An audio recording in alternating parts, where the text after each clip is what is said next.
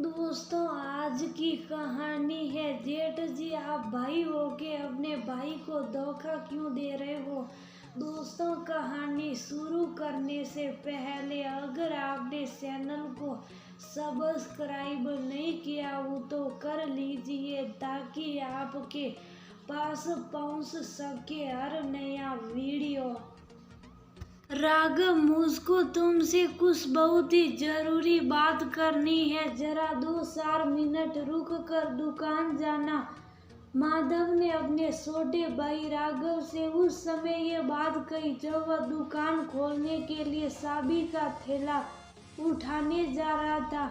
हाँ भैया, बताइए कि क्या बात है, कोई खास बात है क्या जो आपने दुकान जाते समय मुझको टोका। राघव वही माधव के पास ही कुर्सी खींच कर बैठ गया। हाँ राघव, कुछ खास ही बात है। इधर 2-4 दिनों से तुम्हारे भतीजे हम दोनों के बीच में प्रॉपर्टी का बंटवारा करने के लिए बोल रहे, और मैं भी यही सोच रहा हूँ कि अब बहुत रह लिए, साथ साथ क्यों ना अब दुकान और मकान का बंटवारा कर लिया जाए।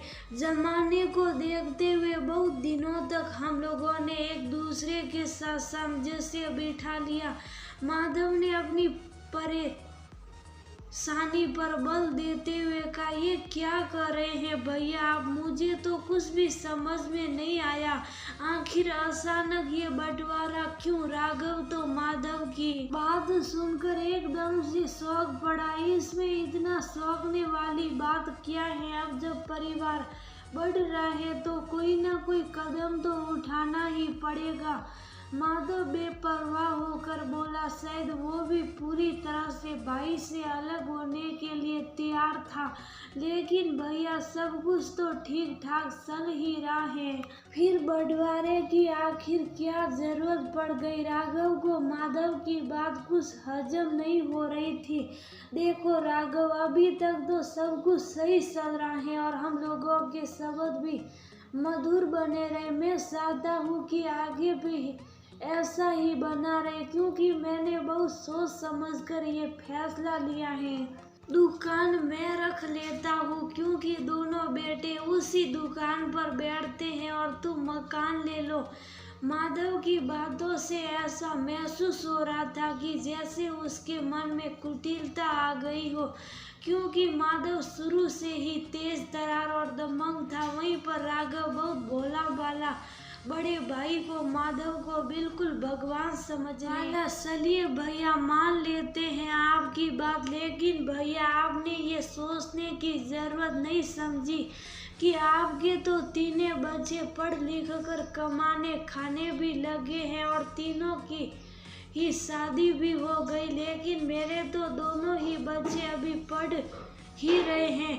अगर आप दुकान ले लेंगे तो मैं कहाँ से उनका भरण पोषण करूँगा और मैं कैसे उन दोनों को संभाल पाऊंगा। राघव बहुत ही ज्यादा दुखी होकर बोला। देखो, मैं कुछ नहीं जानता, मेरे बच्चे भी यही चाहते हैं, फिर मैं तुमको मकान दे तो रहा हूँ, तुम अपना कोई ना कोई व्यापार शुरू कर देना। माधव को जैसे राघव की परेशानी से कोई फर्क नहीं पड़ रहा था। उसको तो वैसे भी कोई चिंता नहीं थी, क्योंकि वो तो तीनों बच्चों की जिम्मेदारियों से मुक्त हो चुका था।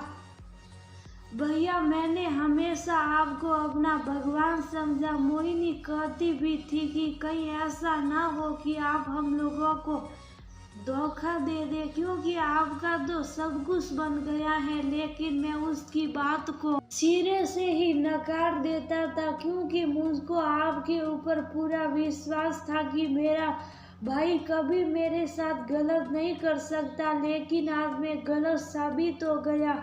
ये कहते कहते राघव की आंखें आंसुओं से भर गई। अभी उन दोनों की ये बातें चल ही रही थी कि तभी उन लोगों की आवाज सुनकर घर के और भी सदस्य आ गए। ये आप क्या कर रहे हैं भाई जी, आप बड़े भाई होकर अपने छोटे भाई का हित कैसे सोच सकते हैं। माना कि नया व्यापार शुरू करना होगा, लेकिन क्या इतना आसान होता है नया व्यापार चलाना और फिर उसको जमाना। ये आपने सोच भी कैसे लिया। तभी राघव की पत्नी मोहिनी बोली, राघव तुम अपनी पत्नी से कहो कि वह बीच में ना बोले, तभी अच्छा है। ये बात हम दो भाइयों के बीच में सर रही है और हम लोग ही निपटाएंगे। माधव ने मोहिनी की बात सुनकर चीढ़ते हुए कहा, क्यों नहीं बोलो मैं भाई साहब, बात खाली राघव की ही नहीं है, इस समय बात हमारी और हमारे बच्चों की भी है। अगर आपका बंटवारा करने का ही मन है तो ऐसा करिए कि आप मकान ले लीजिए और हम लोगों को दुकान दे दीजिए, हम लोग कहीं भी किराए पर घर लेकर रहने चले जाएंगे। मोहिनी ने बात को स्पष्ट रूप से रखते हुए कहा, वाह देखो तो इसकी चालाकी, तुमको पता भी है मोहिनी की उस दुकान को जमाने में मेरे पति ने कितनी ज्यादा मेहनत की है। मोहिनी की बात सुनकर वहीं पर चुपचाप खड़ी माधव की पत्नी रूपा बोल पड़ी, भाभी अगर ऐसी बात है तो मैंने भी उस दुकान को जमाने में जी जान कर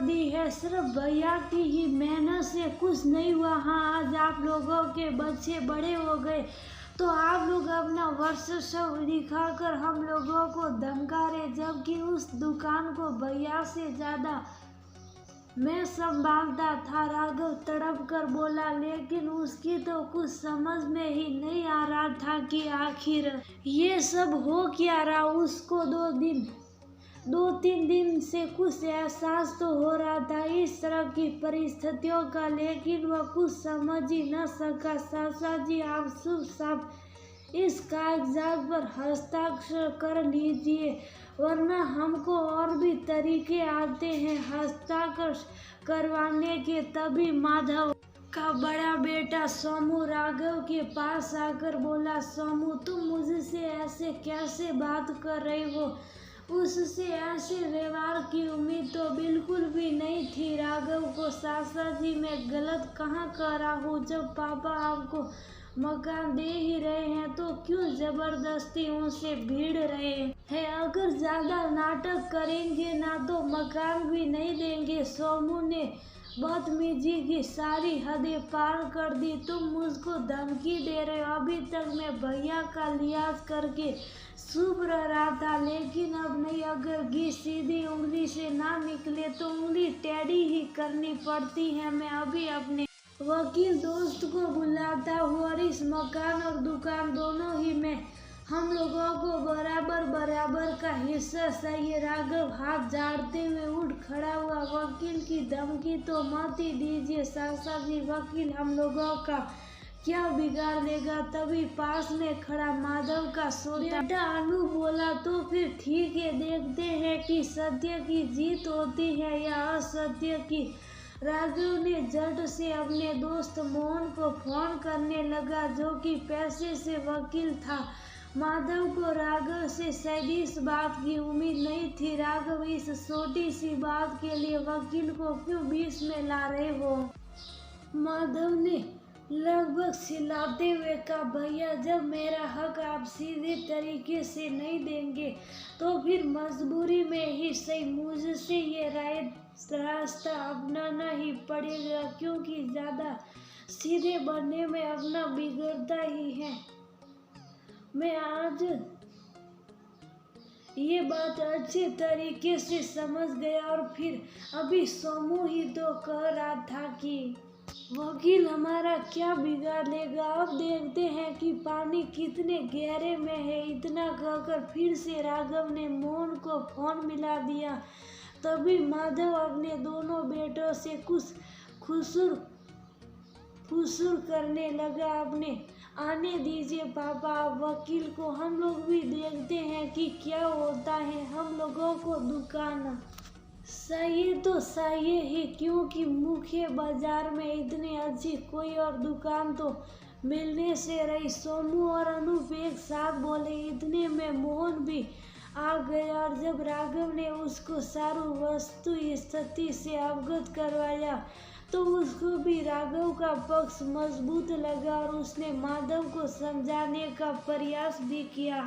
देखिए भैया, कानून के हिसाब से तो दोनों ही भाइयों को मकान और दुकान में आधा आधा हिस्सा ही मान्य होगा, इसलिए बेकार की जिद छोड़िए और दोनों ही जगहों को आधा आधा कर लीजिए, वरना कोर्ट कचहरी के चक्कर काटना आसान काम नहीं। लेकिन उन लोगों ने मोहन की बात भी नहीं सुनी। अंत गधवा केस फाइल ही हो गया। राघव का पक्ष मजबूत था, इसीलिए उसको मकान और दुकान दोनों ही जगहों पर आधा आधा हिस्सा मिला।